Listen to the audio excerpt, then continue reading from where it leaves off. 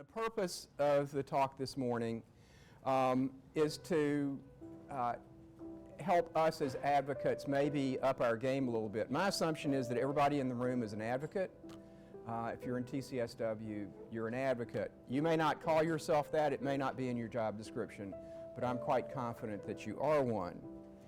And so I want to talk a little bit about the advocacy dimension of our work, of our jobs. We all come at this from different perspectives. I get paid to be an advocate. I'm a lawyer. That's my profession.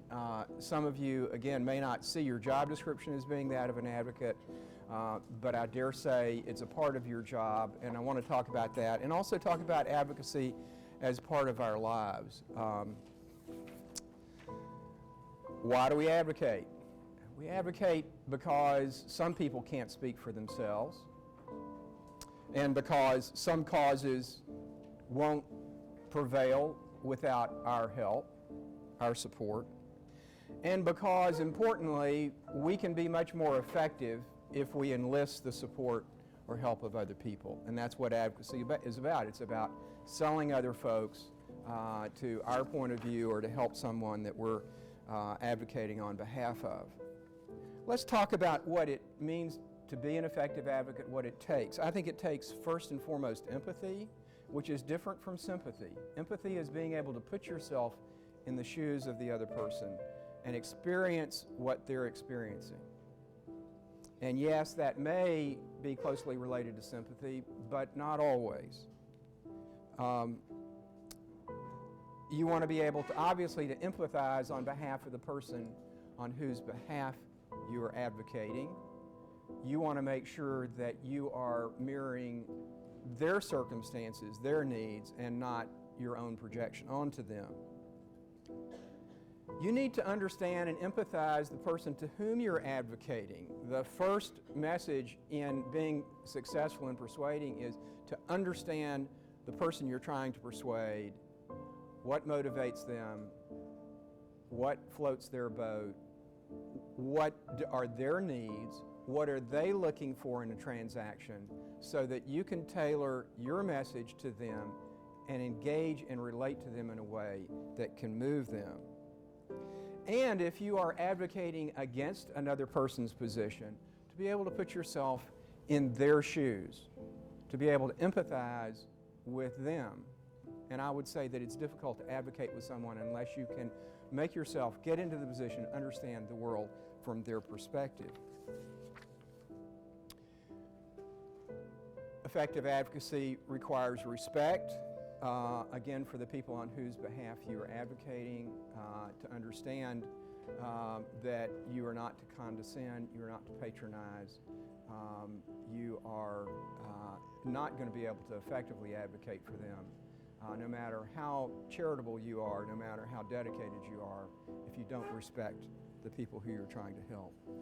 And again, you need to respect the person to whom you're advocating and the people against whom you're advocating.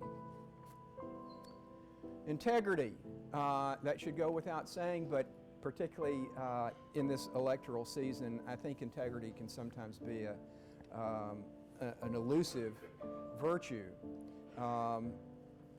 I think in the context of advocacy, the big temptation is to let our own agendas creep into whatever it is that we're advocating for, or whoever it is that we purport to be advocating on behalf of, and that undermines the integrity of our work, and we have to guard against it.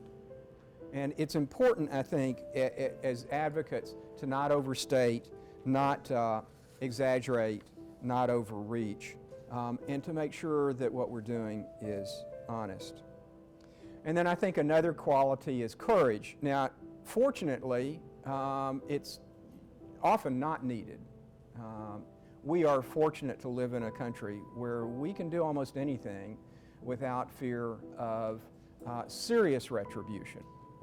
But advocacy does sometimes carry risks. It can involve being unpopular. It can sometimes put jobs at risk. And I think the fact that it doesn't, those risks don't appear before us as a threat to our safety or a threat to the well-being of our children sometimes makes us overlook when it is that we're required to summon courage to be advocates, and to just avoid the risk by talking ourselves out of standing up where we should. It's important, as you know, courage is defined as recognizing a danger and then proceeding anyway. And sometimes I think we try to talk ourselves out of things so that we will not have to summon courage. Where does advocacy take place in your job? Where should it take place in your job? Are those different things? Are there opportunities to advocate more and more effectively? On your job, do you encounter others? They may be coworkers, they may be clients who have needs or experience unfairness that you might be able to help address.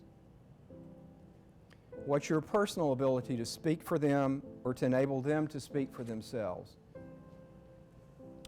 On your job, do you encounter policies or practices that could better serve people if they were changed, or that could be made more fair if they were adjusted?